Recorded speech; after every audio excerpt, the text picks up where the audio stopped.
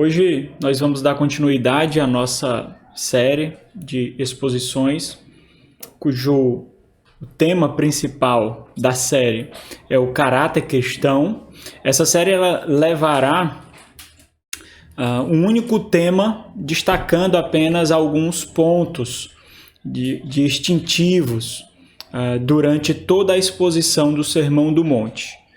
Esse tema que nos conduzirá através dessa série, que destaca o que constitui o caráter cristão, é a fome e a sede dos filhos do reino.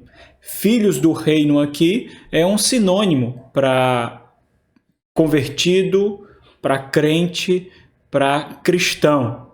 E aí é necessário nós destacarmos aquela fome, aquela sede, ou seja, aqueles anseios que fazem separação, que fazem distinção entre os filhos da luz e os filhos das trevas. Filhos da luz, por exemplo, é outro nome que serve como sinônimo para filhos do reino, para habitantes do reino, para cristãos, para crentes. Então, ou seja, o nosso objetivo é descrever detalhadamente, olhando para o Sermão do Monte, o capítulo 5 até o capítulo 7 do Evangelho segundo escreveu Mateus, o que significa, por exemplo, nascer de novo. Nós escutamos muito isso.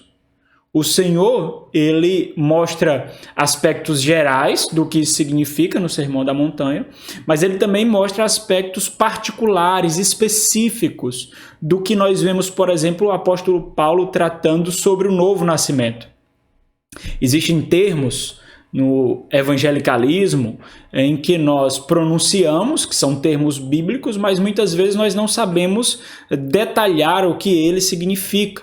Então, o propósito nosso é, olhando para o Sermão do Monte, ver aspectos que o Senhor Jesus destaca do que significa ser nova criatura. O que significa, por exemplo, nascer de novo. Como o próprio Senhor Jesus falou para o mestre da lei, Nicodemos, quando conversava com ele, que não era possível ver o reino dos céus se ele não nascesse de novo, se ele não nascesse outra vez. É interessante porque o apóstolo Paulo, ele mostra um pouco do que isso significa. E aí você prepara a sua Bíblia porque você vai precisar usá-la algumas vezes aqui. Abra aí na segunda carta de Paulo aos Coríntios, no capítulo 5, no versículo 17. Segunda carta de Paulo aos Coríntios, no capítulo 5, no versículo de número 17. O apóstolo Paulo ele fala um pouco daquilo que Jesus Cristo disse em João, capítulo 3, versículo 3, mas ele já mostra para a gente o que isso significa. No capítulo 3 também o Senhor Jesus mostra. Aqui o apóstolo Paulo ele aplica um pouco mais o significado disso, e ele é bem específico para isso que nós vamos tratar nesse sermão durante toda a série também. O apóstolo Paulo diz o seguinte: e assim, se alguém está em Cristo, é nova criatura. Então ele diz a partir daí o que isso significa. As coisas antigas já passaram, eis que se fizeram novas. O Senhor Jesus, o que é que ele faz? As coisas antigas nós já conhecemos, porque nós vivenciamos as coisas antigas. O Senhor Jesus, no Sermão da Montanha, descreve para a gente quais são essas coisas novas. É isso que o Senhor Jesus faz ao instruir os filhos do reino, os habitantes do mundo por vir, mas que esses habitantes devem exercer sua missão ainda aqui nesse mundo caído. O Senhor Jesus, então, detalha no Sermão do Monte aquilo que Paulo nos exorta a responder positivamente, por exemplo, quando ele escreve aos Colossenses. Abra a sua Bíblia na epístola que Paulo escreve aos Colossenses, na carta de Paulo aos Colossenses, no capítulo 3. Interessante aqui, porque quando nós olhamos primeiramente para as palavras de Paulo em Colossenses capítulo 3 e voltamos a nossa mente para o Sermão da Montanha, nós vemos como nós devemos responder as imposições, as exortações, os imperativos de Paulo no capítulo 3 de Colossenses. Ele diz o seguinte: portanto, se fostes ressuscitados juntamente com Cristo, se fostes, buscai as coisas lá do alto. A pergunta é: quais coisas são do alto? As coisas do alto aqui, meus irmãos, são as coisas do mundo por vir.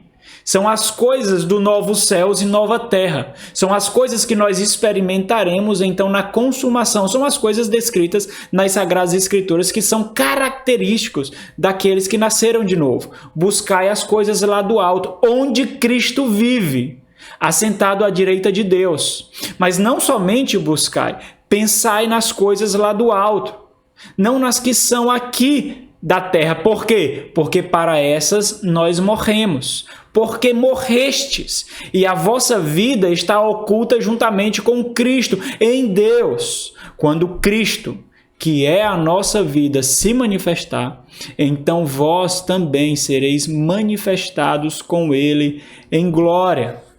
Mas, meus irmãos, o fato é que, quando nós olhamos para a realidade que se alastra nas igrejas, não somente do nosso Brasil, mas do mundo todo, mas também quando nós olhamos particularmente para a vida da maioria dos cristãos, nos assusta o profundo esforço que nós precisamos exercer para ver, para perceber as distinções entre os cristãos e entre aqueles que não são cristãos.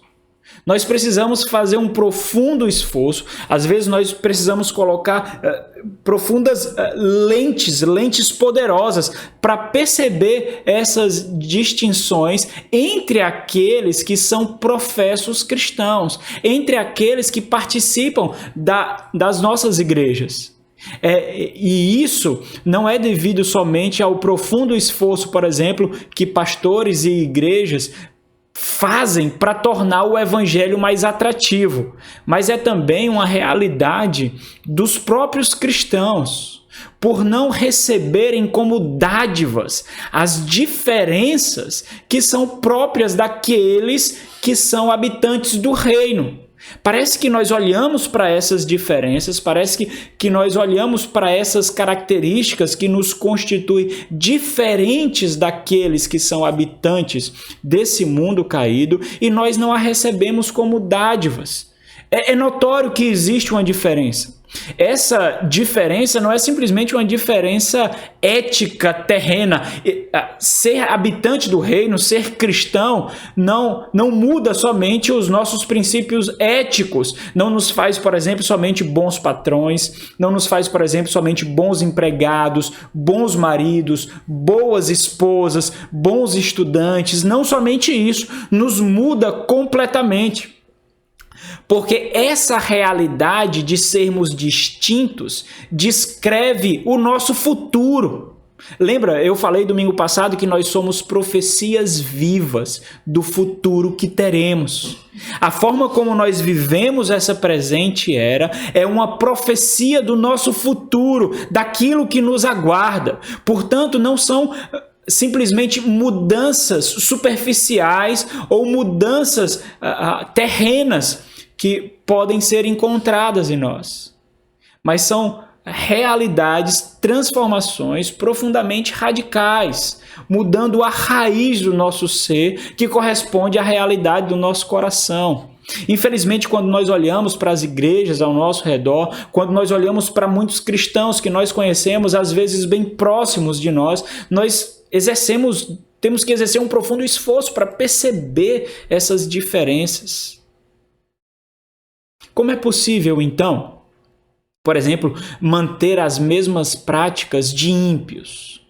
Ou, no máximo, vermos leves modificações no casamento, na escola, na universidade, no lar, na igreja, nos negócios, entre aqueles que são cristãos do que aqueles que não são? Como é possível, então, nutrir os mesmos sonhos, ter as mesmas expectativas, ter as mesmas inquietações daqueles que não são cristãos e que a Bíblia chama de filhos das trevas, porque esse mundo é um mundo de trevas. Como é possível, por exemplo, ter as mesmas amizades, ter o mesmo linguajar, ter o mesmo tom de conversa? Como é possível, por exemplo, responder aos desafios da mesma forma que os ímpios respondem? Como é possível ter os mesmos temores daqueles cuja esperança reside apenas nesse mundo? Como é possível, meus irmãos? Até parece que a nova vida que nós recebemos é uma vida de conto de fadas. Até parece que a nova vida que recebemos, a nova roupa da qual nós devemos vestir continuamente nesse processo de santificação e separação, são roupas meramente éticas e moralistas, em que nós devemos expor características positivas, benéficas, aceitáveis do nosso casamento, por exemplo, da forma como nós criamos os nossos filhos. Lembra que Paulo fala lá em Colossenses 3, que nós lemos, morrestes. É isso que ele diz. Morrestes. E a vossa vida está oculta em Cristo. É olhando para Ele que nós nos vemos. É olhando para Ele, refletindo sobre Ele, que nós percebemos quem nós somos. É isso que ele faz no Sermão da Montanha. Ele descreve aspectos, ele detalha a realidade que ele vivenciou e que, vivendo essas realidades, porque nos foi dado atributo e poder, lembra lá? Atos capítulo 1, versículo 18, recebereis poder quando desceu do céu o Espírito de Deus, o Espírito Santo do Senhor. Para que nós, vivenciando essas realidades, nós experimentemos o que é ter a mente de Cristo, o que é ser conformado, não à realidade desse mundo, em que pessoas caídas, pessoas cuja moral é completamente distorcida, dizem o que é justiça, o que é bom, o que é aceitável. Mas é vivenciando essas realidades encontradas no Sermão da Montanha que nós experimentamos, então, o que é ser nova criatura. Não é por acaso, por exemplo, que o Senhor Jesus, ao instruir os seus discípulos, ele parte de características gerais. São as bem-aventuranças. Quando nós lemos aí até o versículo 10, se você prolongar um pouquinho até o versículo 12, nós lemos as bem-aventuranças, nós vemos características gerais. Nós vemos os humildes, mas o Senhor não diz por que eles são os humildes. Nós vemos os que choram, mas o Senhor não diz por que eles choram. Nós vemos, por exemplo, aqueles que têm fome e sede de justiça, mas o Senhor não detalha naquele momento que justiça é essa.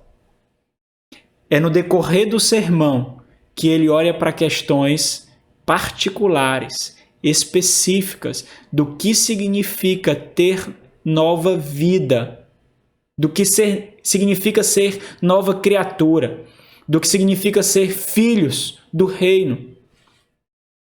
Somos nós, todos aqueles que caminham olhando para o luzeiro, que é Cristo Jesus. Esses são filhos do reino. Então olha o que o Senhor Jesus faz, lembra lá do Sermão do Monte. Volta a sua Bíblia para lá logo, Mateus capítulo 5. Nós vamos ler a partir do versículo 1 novamente. Então olha o que o Senhor Jesus faz. O Senhor Jesus nos ajunta para nos separar. É isso que ele faz. Ele nos ajunta para nos separar. E depois o que é que ele faz? Ele nos envia ao mundo para que nós façamos a mesma coisa. Existem distinções, meus irmãos, que não são somente necessárias. Essas distinções, elas são essenciais daqueles que são cristãos, sem as quais não é possível ter a sua profissão de fé validada. São essas características, por exemplo, que nós veremos hoje nas bem-aventuranças. Elas são distinções não somente necessárias, mas essenciais de todos aqueles que professam a fé em Cristo, para que tenham a sua profissão de fé validada. É isso que nos distingue, por exemplo, dos falsos mestres, dos falsos profetas, dos falsos convertidos, daqueles que, embora digam, professem com as suas bocas que nasceram de novo, os seus corações fedem. As suas mentes, as suas inquietações, os seus anseios, os seus sonhos residem apenas nesse mundo. É aquilo que os nossos braços podem conquistar, o nosso dinheiro pode comprar, é aquilo que esse mundo tem para oferecer. É aqueles cuja esperança é morta e a vida é vã.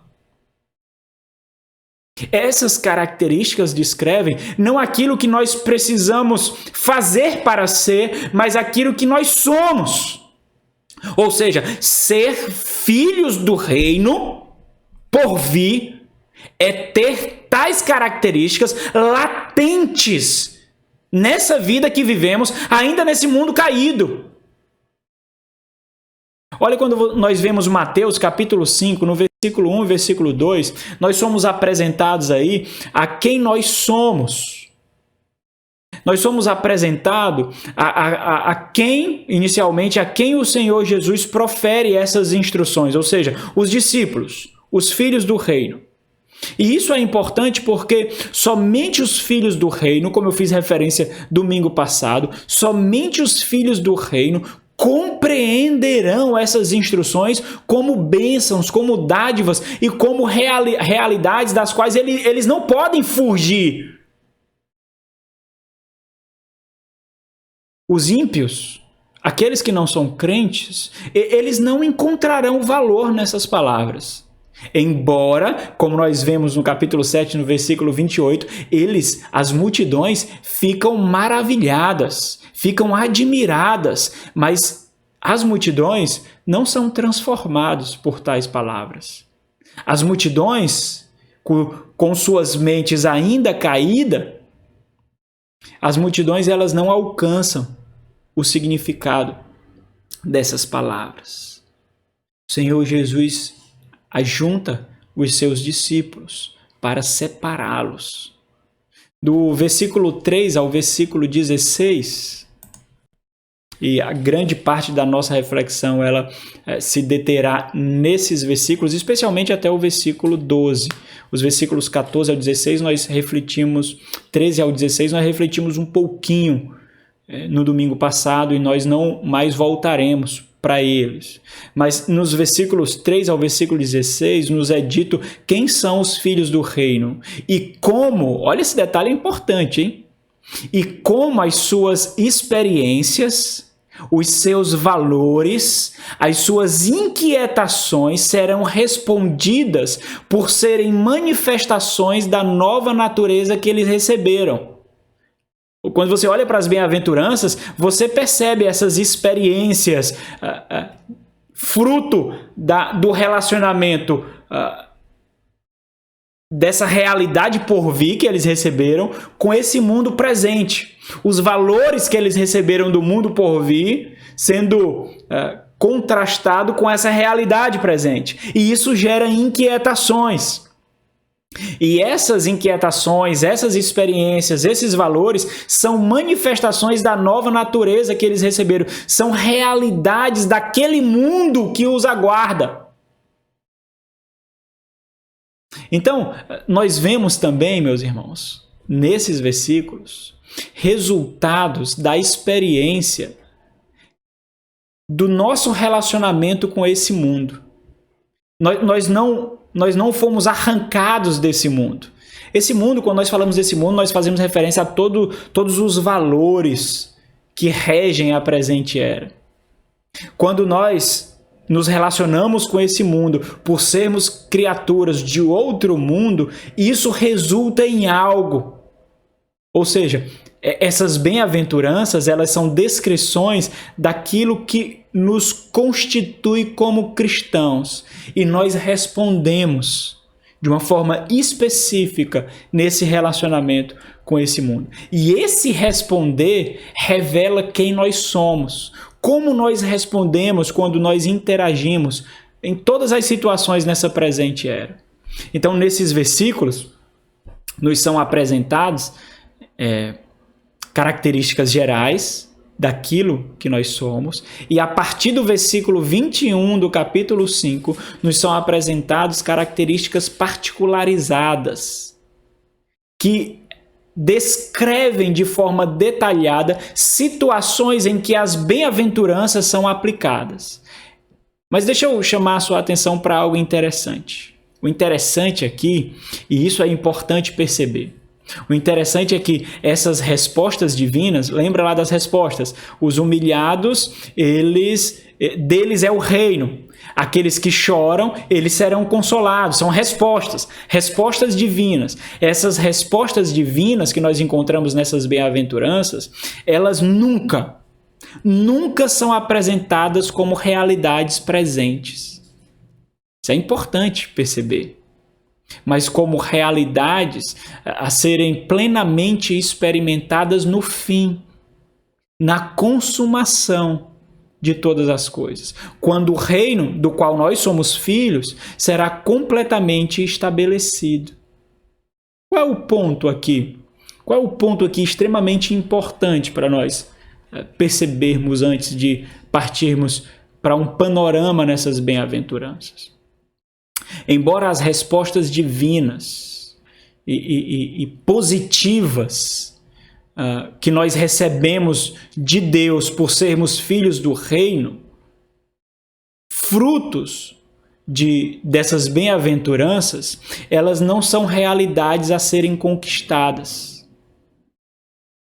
Elas são realidades a serem experimentadas porque nós somos filhos do reino. Nós somos bem-aventurados, mas elas são realidades futuras. Agora existem realidades presentes dessas bem-aventuranças. São as dores e as experiências experimentadas por nós. Aqui nós somos humildes de espírito. Aqui nós choramos. Aqui nós temos fome e sede. Aqui nós somos perseguidos. Mas as respostas do Senhor nós só receberemos no futuro. De forma que nós somos bem-aventurados não por termos as respostas divinas, mas nós temos essas respostas por sermos bem-aventurados, por sermos filhos. Essa é a nossa esperança. Nós somos filhos do mundo por vir, nós somos filhos dessa realidade que virá, e por sermos filhos, o Senhor ouve as nossas orações. O Senhor ouve o nosso clamor. O Senhor ouve o nosso gemido. Nesse mundo que nós vivemos, nós experimentamos as dores de parto. Nós experimentamos os gemidos da alma. Mas também nós experimentamos o consolo e a esperança. Que nada nesse mundo pode arrebatar de nós. E isso nos leva para a primeira bem-aventurança no versículo 3. Nós já refletimos sobre isso aqui na igreja de forma bem detalhada. Nós tivemos uma série de exposições das bem-aventuranças em que cada bem-aventurança nós refletimos em um sermão. Hoje nós faremos um panorama de todas as bem-aventuranças para conhecer essas características de forma bem pontual daquilo que separa os filhos do reino dos filhos das trevas. A primeira bem-aventurança são os humildes de espírito, no versículo 3. Bem-aventurados os humildes de espírito, porque deles é o reino dos céus. Olha que interessante aqui. Os filhos do reino, então, diante dessa realidade de que não pertencem mais a esse mundo, eles olham para si mesmos com novos olhos que eles receberam do Pai. Eles têm novos olhos. Ao olharem para si mesmos, eles contemplam essa realidade por vir e contrastam com aquilo que eles são e aquilo que ainda eles experimentam aqui. E eles se deparam com a realidade daquilo que eles não conseguem atingir. Olha que imagem é essa! Nos é revelado na palavra de Deus aquilo que nós somos, mas que nós não ainda somos plenamente. Nós somos santos, mas nós não somos plenamente santos. Nós somos perfeitos em Cristo, mas nós não experimentamos essa perfeição. Nós somos filhos do reino, onde reina a justiça, onde há pleno gozo e paz, onde não há choro, não há dor, mas nós ainda não experimentamos essa realidade. E nós olhamos para nós mesmos e olhamos para essa realidade do que somos e daquelas que nós não conseguimos experimentar plenamente, porque ainda não houve a consumação, e isso nos faz dobrar os joelhos diante do Pai, por vermos a fragilidade do que nós somos, por vermos a maldade remanescente ainda em nós. Esses bem-aventurados, eles não ousam levantar as cabeças para o céu, porque agora eles compreendem o que antes não conseguiam atingir. Eles compreendem que toda glória essa que eles tentaram, que eles buscaram ao longo da sua vida de todas as formas, que na verdade eles compreendem que eles estavam tentando roubar a glória que não era devido a eles, porque toda honra e toda glória pertence a Deus. Esses humildes de espírito, esses bem-aventurados, se deparam com a realidade de que tais experiências revelam que deles é o reino dos céus. Um reino ainda não consumado, é verdade, mas um reino já experimentado. Se não fosse assim, eles não experimentariam tais realidades que os humilham, que os colocam de joelhos diante do Pai e necessitados de Cristo. Olha, porque essa é uma característica distintiva, assim como todas as outras. Tal experiência não é vivenciada por aqueles que não nasceram de novo. Eles olham para esse mundo e tentam conquistar mais glória, mais honra, mais aplausos. É isso que eles fazem. Eles tentam conquistar nesse mundo mais alegria, mais satisfação, mais gozo, mais paz. Essa experiência nos distingue. Porque quanto mais nós olhamos para esse mundo e para quem nós somos, mais nós vemos quão pequenos nós somos. Nós nos dobramos diante do Pai. E nós tributamos a Ele cada floco de glória que pode existir em nós. E isso nos leva, inevitavelmente, meus irmãos, todas as bem-aventuranças estão interligadas uma à outra, em que uma depende da outra. Por isso que nós não podemos ver uma em nós e remover outra. São realidades experimentadas por nós, como filhos do reino, como novas criaturas. Isso nos leva para a segunda bem-aventurança, no versículo 4, bem-aventurados que choram. Essa realidade, então, experimentada da contemplação do mundo por vir e daquilo que nós seremos, embora nós ainda não experimentemos plenamente, ou seja, os nossos anseios divinos, os nossos anseios de outro mundo, os nossos anseios celestiais, que se deparam com os anelos do nosso coração, os mais elevados possíveis, que esse mundo não consegue corresponder. Isso nos abate com um profundo contristamento em nossos corações. Nós nos deparamos com o fato de que, com aquela mente que nós recebemos, contemplando as coisas que hão de vir, diante da revelação da palavra de Deus, e com esse fato da própria experiência que nós vivenciamos aqui, e completamente inalcançada. Lembra lá de Paulo em Romanos capítulo 7, quando diz, miserável homem que sou. Olhando para essa realidade de que aquilo que a sua mente anela, aquilo que a sua mente conhece, não pode ser plenamente vivenciado, porque a realidade de uma natureza, resquícios de natureza pecaminosa e má, ainda habita em nós. E isso nos destrói. Isso machuca o nosso coração. Nós não vemos nisso prazer. Nós não vemos nisso fonte de satisfação. Nós vemos em todas essas realidades em que antes nós experimentávamos paz, prazer e gozo, nós vemos nessas realidades um profundo poço de lamento e de sofrimento. Então os nossos olhos são espremidos e nós nos esvaímos em lágrimas diante do Senhor. E isso nos distingue daqueles que não têm a mesma experiência. E por sermos então esses filhos de outro mundo, por sermos então bem-aventurados, um dia, e essa é a grande certeza da resposta do Senhor, um dia nós seremos consolados, de acordo com aquilo que anelamos. Nós não olhamos para nós, nós olhamos para Ele. Nós não ansiamos por nós ansiamos por Ele. Nós não buscamos satisfações em nós mesmos, e as satisfações que nós anelamos, esse mundo não consegue fornecer.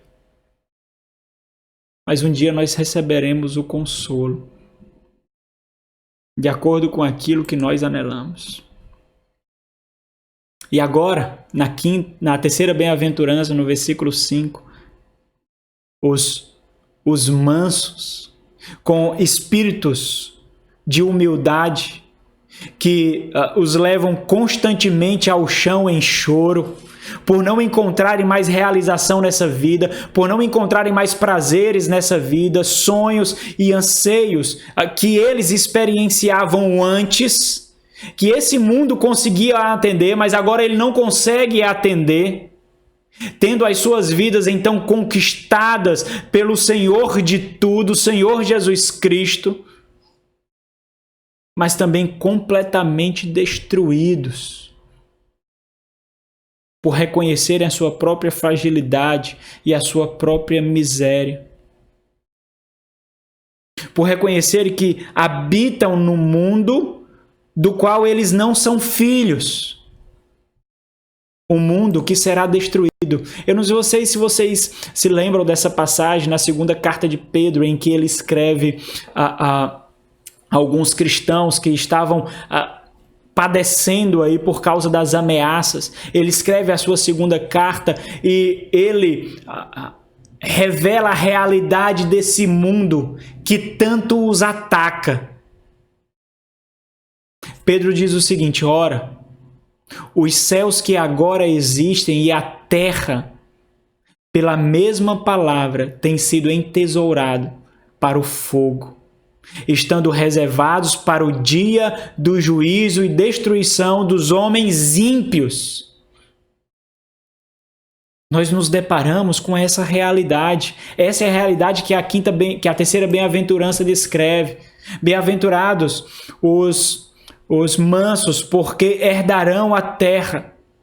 É revelado a nós o fato de que esse mundo para o qual nós vivíamos a nossa vida, que nós tanto ansiávamos conquistar os seus aplausos, as suas glórias, as suas honras, nos é revelado que esse mundo será completamente dissipado pela glória do Senhor. Será completamente destruído pela glória do Senhor. E isso nos traz mansidão. Mansidão aqui, meus irmãos, é para descrever esse caráter de paz em esperar. O que o Senhor Jesus quer nos mostrar, que essa característica ela é singular nossa, porque é uma herança da qual nós temos a certeza de ser respondido. nós herdaremos uma terra que não será jamais destruída. E por isso nós experimentamos aqui essa mansidão de descansar naquele que possui todas as coisas, o Senhor Jesus Cristo. Abra aí a sua Bíblia na segunda carta de Pedro, no capítulo 3, no versículo 13. Segunda de Pedro, no capítulo 3, no versículo 13. Esses bem-aventurados aqui, esses descritos aqui como bem-aventurados, têm sua mansidão experimentada no fato de descansar na herança que eles possuem, não por causa da força dos seus braços, não por causa da luta que eles travam para conquistar esse mundo, mas porque eles possuem essa esperança em Cristo Jesus. Pedro diz o seguinte na sua segunda carta, no capítulo 3, no versículo 13, ele diz: nós, porém, segundo a sua promessa, esperamos novos céus e nova terra, nos quais habita justiça. São esses mesmos céus e terra que João viu na sua visão do Apocalipse, que ele descreve no capítulo 21, quando ele diz: vi novo céu e nova terra. Pois o primeiro céu e a primeira terra passaram. Eles passarão. Os nossos olhos foram abertos para essa realidade de que esse mundo, para o qual muitos dedicam a vida, o vigor, a saúde, em que nós também corríamos a mesma corrida,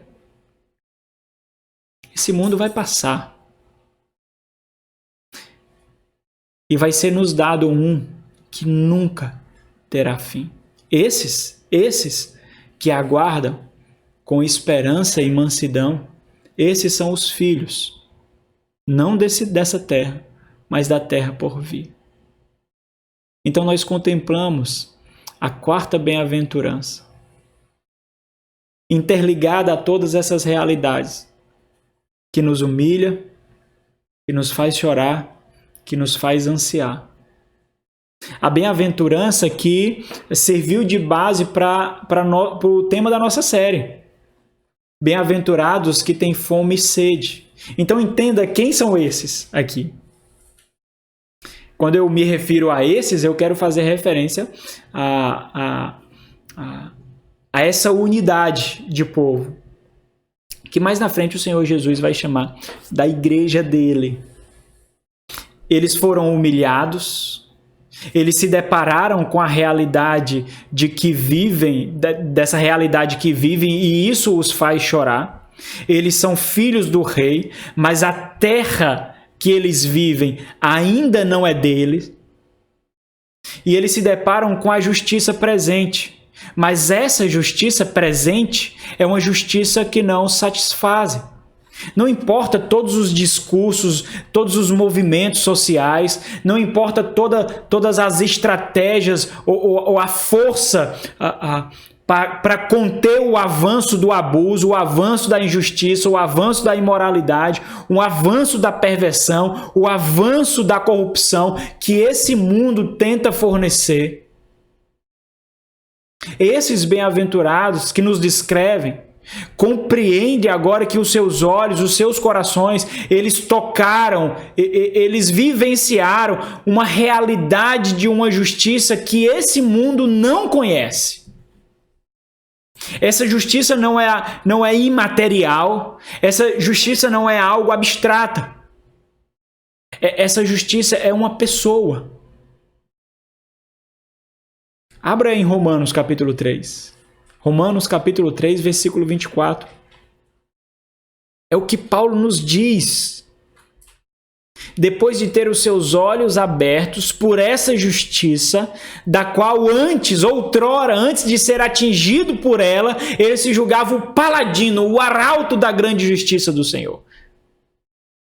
sendo justificados, versículo 24 de Romanos 3, sendo justificados gratuitamente por sua graça do Senhor Jesus Cristo, mediante a redenção que há em Cristo Jesus, a quem Deus propôs no seu sangue como propiciação mediante a fé para manifestar a sua justiça, por ter Deus, na sua tolerância, deixado impunes os pecados anteriormente cometidos, tendo em vista a manifestação da sua justiça no tempo presente, para ele mesmo ser justo e o justificador daquele que tem fé em Cristo Jesus.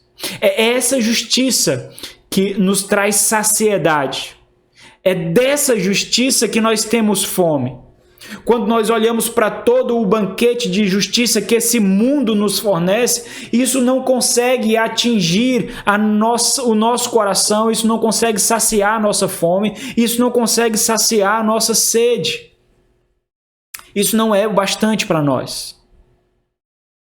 Nada é suficiente a esses bem-aventurados, a não ser Cristo Jesus.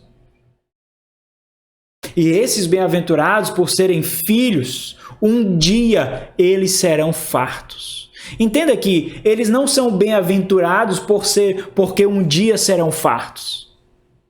Eles serão fartos dessa justiça porque eles são bem-aventurados.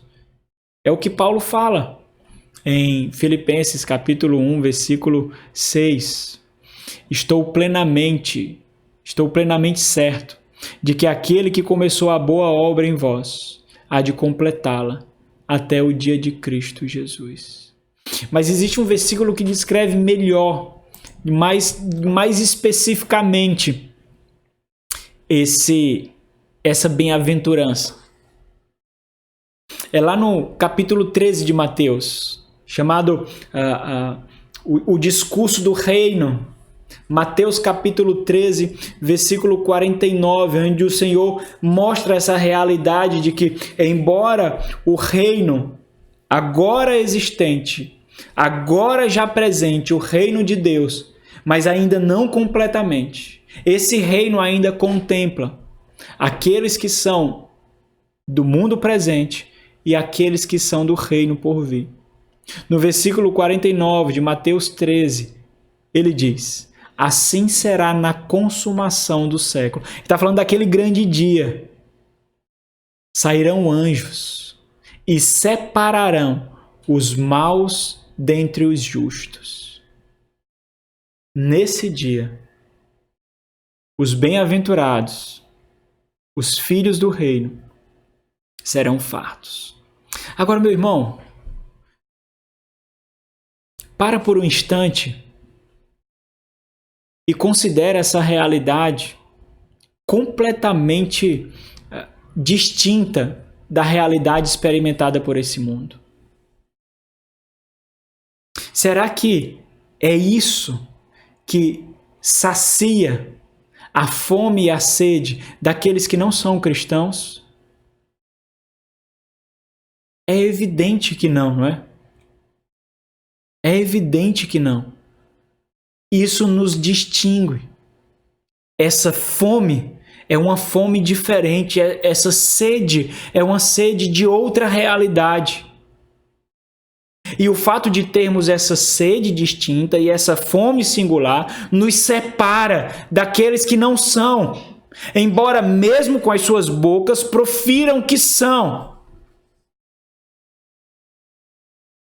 Essa realidade de recebermos, por exemplo, manifestação de justiça que não nos destrói, mas nos dá paz com Deus, essa realidade nos faz vivenciar, por exemplo, a quinta bem-aventurança. No versículo 7, bem-aventurados os misericordiosos. Bem-aventurados somos nós. Nós olhamos, por exemplo, para essa realidade da qual nós ainda experienciamos, mas também para a realidade que nós já contemplamos. Nós olhamos para o fato do que nós éramos. E nós olhamos para a realidade do que nós fomos feitos. Agora nós percebemos, diferentemente da vida que nós vivíamos, agora nós percebemos que nem mesmo nós éramos capazes de oferecer a nós mesmos paixão e misericórdia se nós nos víssemos como nós éramos, sujos, podres, nus. Mas nós fomos tomados, mesmo ainda sendo impuros, mesmo ainda sendo sujos, nós fomos lavados.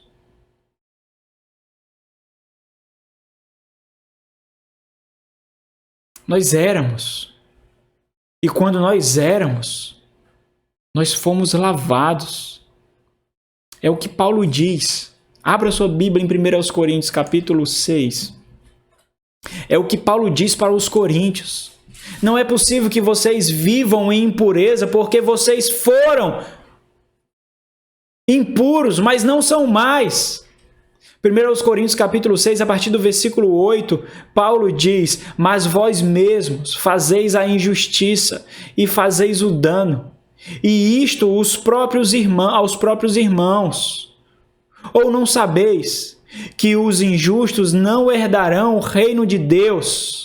Não vos enganeis, nem impuros, nem idólatras, nem adúlteros, nem efeminados, nem sodomitas, nem ladrões, nem avarentos, nem bêbados, nem maldizentes, nem roubadores herdarão o reino de Deus. Tais fostes alguns de vós, assim vocês eram.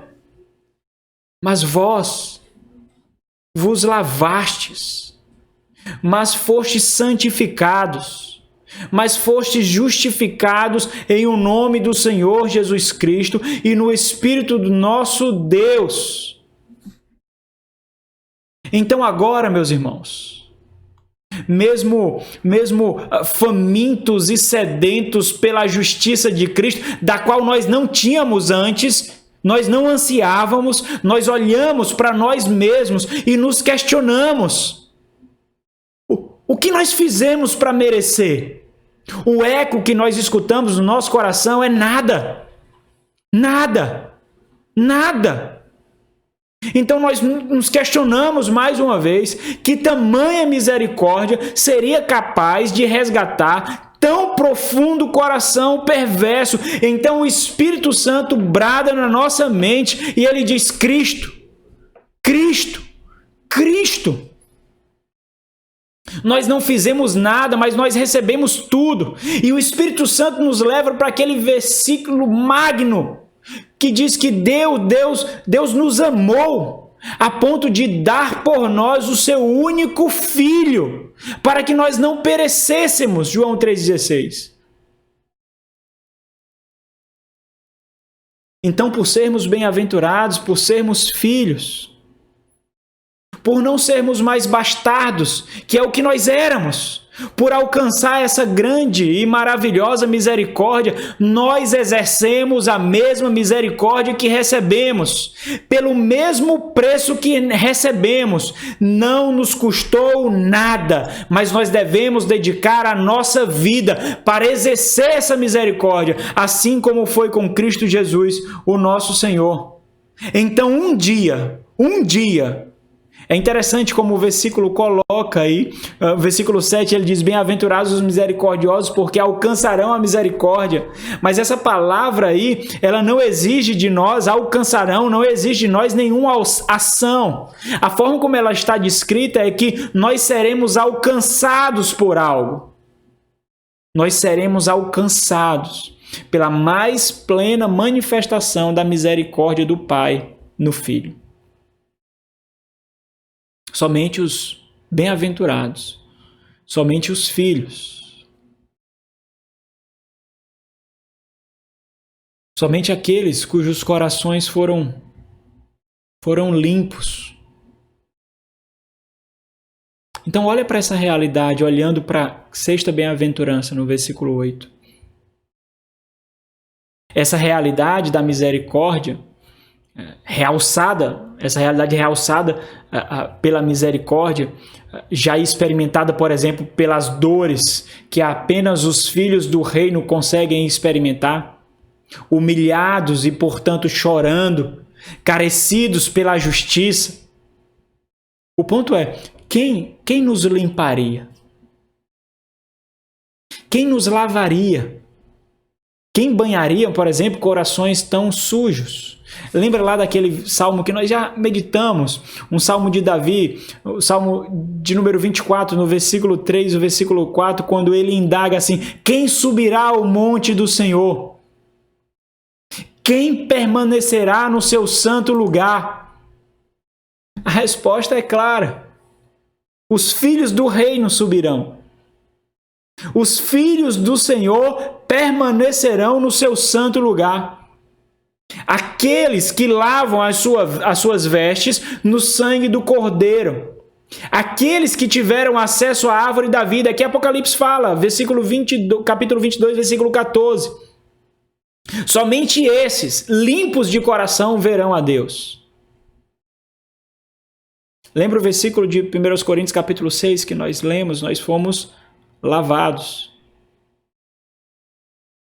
Existem alguns compartimentos do nosso coração que ainda precisam ser lavados. Às vezes nós nos sujamos com piche desse mundo, mas nós fomos lavados. E nesse desenvolvimento da santificação, como fala Filipenses, no progresso, no avanço do Evangelho, como o George tem falado, nós somos lavados, continuando um banho que um dia recebemos. É o que o Senhor Jesus disse para os seus discípulos: se fostes lavados, não carecem de banho novamente. Basta uma vez.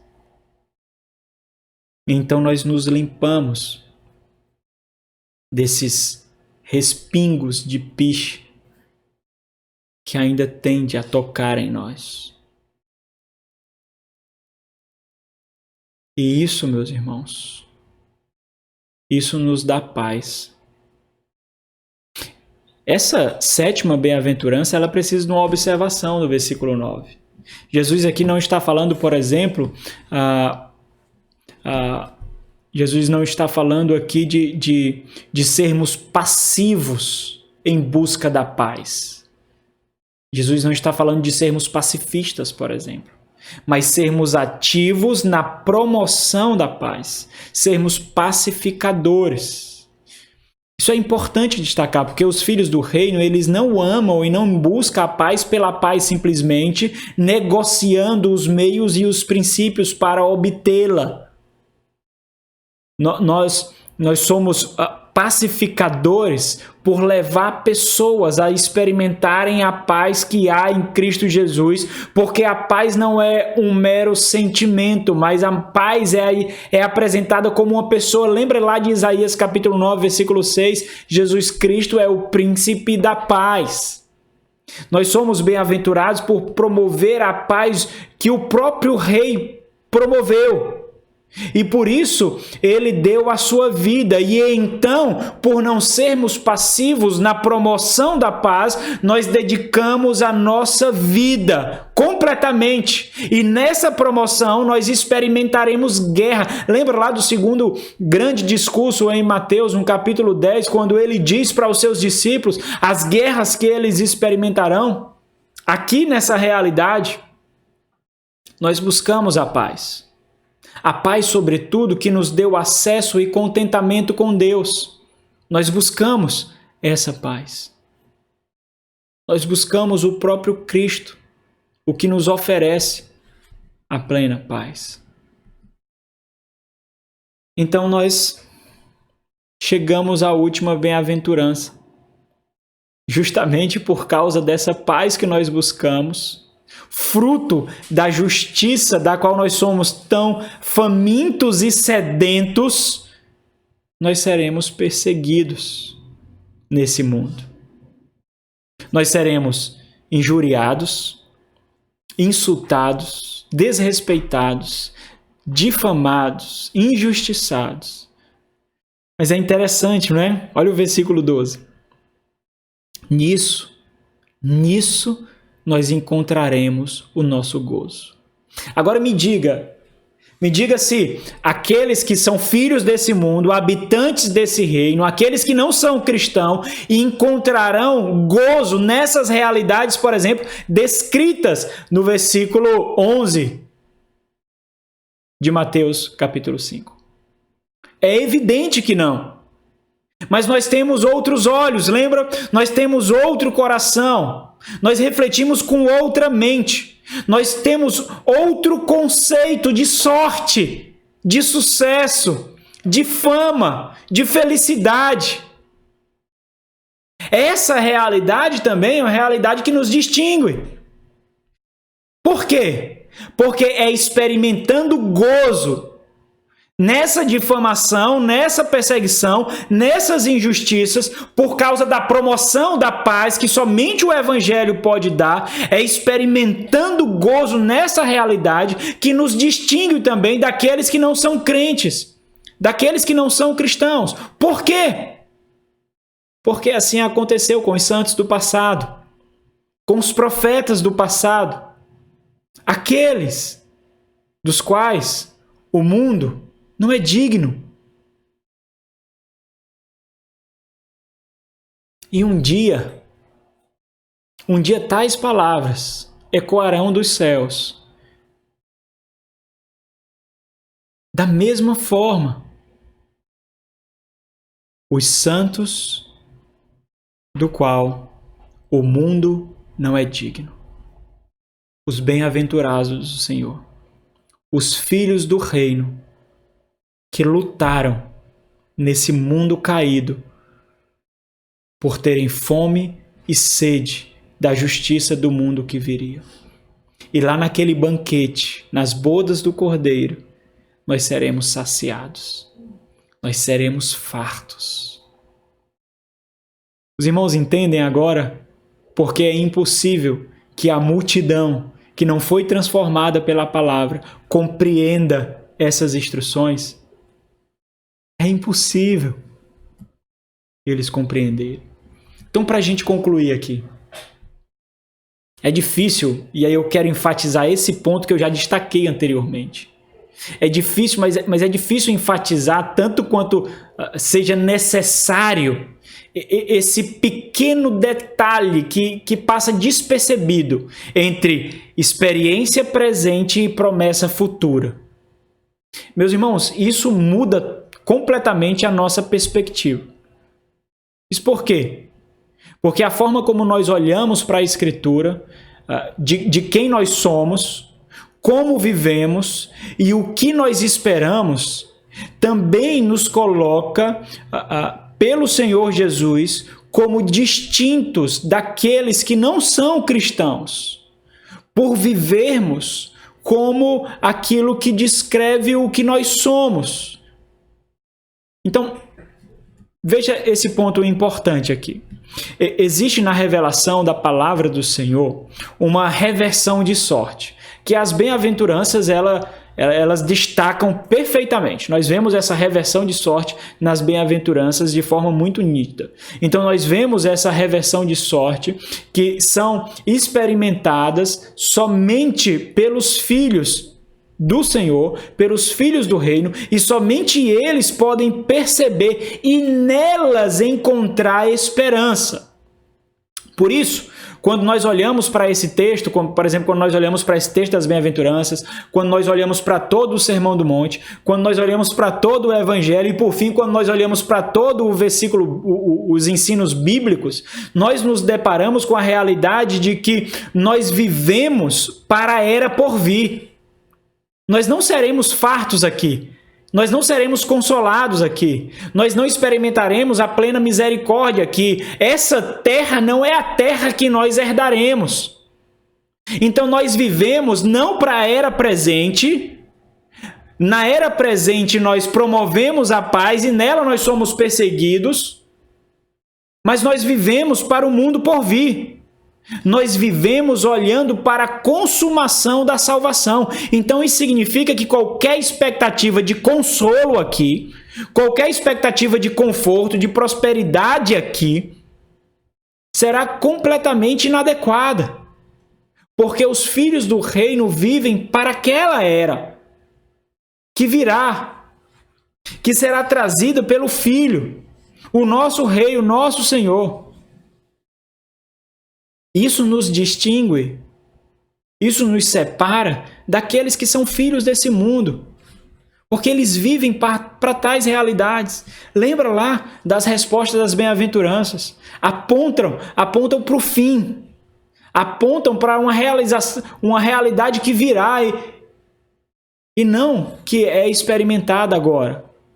Mas existe um ponto aqui para nós fecharmos a questão. O ponto principal, o ponto final. O Senhor promete um futuro aos filhos do reino. O Senhor promete um futuro aos bem-aventurados. Mas entenda, a experiência presente, ela estabelece um forte contraste com a realidade que nos aguarda no reino prometido. Como nós seremos consolados se não é possível ver o choro em nós? Como?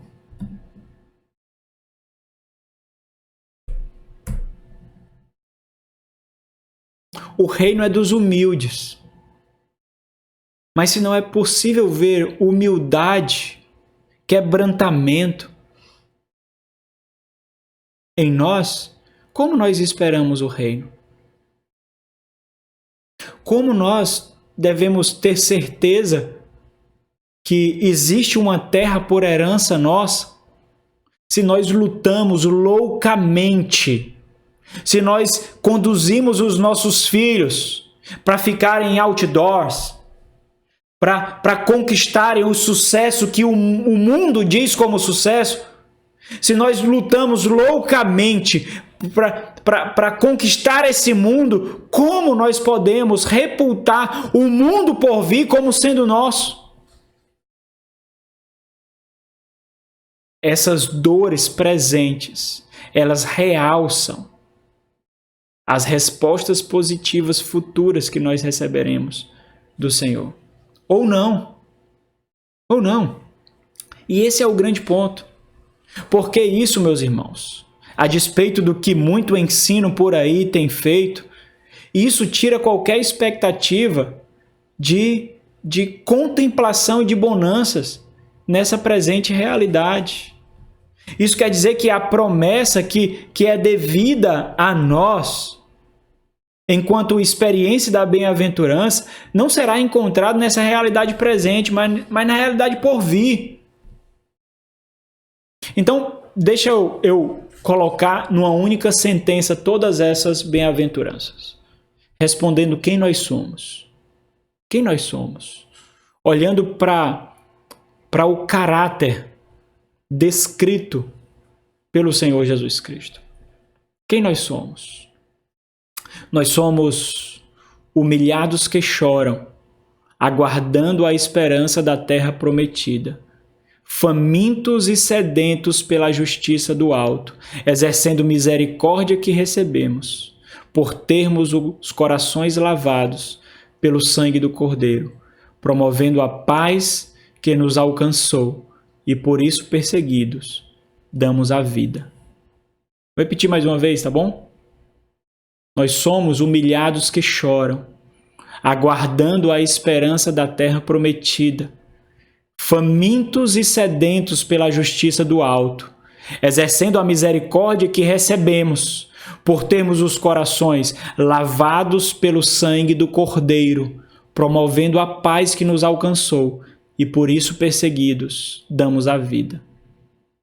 Somos ou não somos distintos? Que o Senhor derrame sobre nós a sua graça, meus irmãos, e que nós possamos realmente experimentar essas realidades distintivas do caráter que foi construído em nós por Cristo Jesus. Porque experimentar isso, vivenciar isso, é a certeza que nós encontramos de que nós nascemos de novo e por isso novos céus e nova terra nos aguardam em Cristo Jesus. Vamos orar. Senhor e Deus, Pai misericordioso, detentor de todo o poder, toda a honra e toda a glória, que nos deu Cristo Jesus, o teu santo Filho, para morrer por nós de uma vez por todas, pagando o preço, o qual nós nunca conseguiríamos pagar. Ao Senhor, ó Deus, nós adoramos e depositamos toda a nossa gratidão. Louvamos a Ti, ó Deus, por Cristo Jesus, o nosso Redentor. Embora tenhamos as nossas mentes constantemente atingidas por esse presente mundo, por essa presente realidade, com os seus banquetes, com as suas honrarias, nós desejamos o Senhor, Pai. Nós temos buscado o Senhor. Nós temos tentado promover a paz. O Senhor tem colocado em nós fome e sede pela justiça do alto. E por isso nós agradecemos o Senhor, Deus, por não ser por nós mesmos, por não encontrar forças em nós mesmos, mas por causa de Cristo, nosso Redentor, que vive e reina. Que o Senhor seja com cada um dos meus irmãos aqui. Que o Senhor os visite, validando as suas conversões. Que o Senhor sonde cada coração, ó Deus. Que o Senhor consulte cada fé. E que por tua misericórdia e graça, que o Senhor encontre Cristo em cada um deles. Louvamos o Senhor. Amém. Amém.